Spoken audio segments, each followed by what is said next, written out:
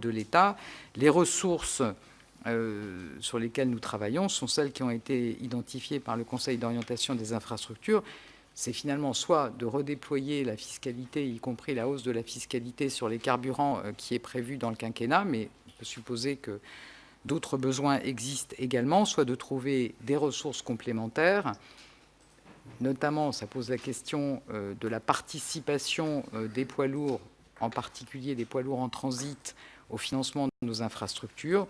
Et donc, c'est le sens des réflexions qui sont en cours, soit sur une redevance, plutôt une redevance temporaire, le précédent de l'écotaxe ayant créé les difficultés que l'on connaît, soit éventuellement une partie de TICPE supplémentaire qui pourrait être acquittée par le transport routier.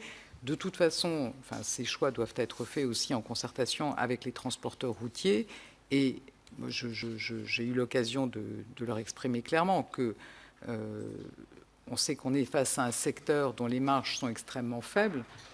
Donc, quelle que soit la solution qui serait retenue, il est nécessaire que les charges supplémentaires qui pourraient peser sur le transport routier puissent être répercutées sur les chargeurs.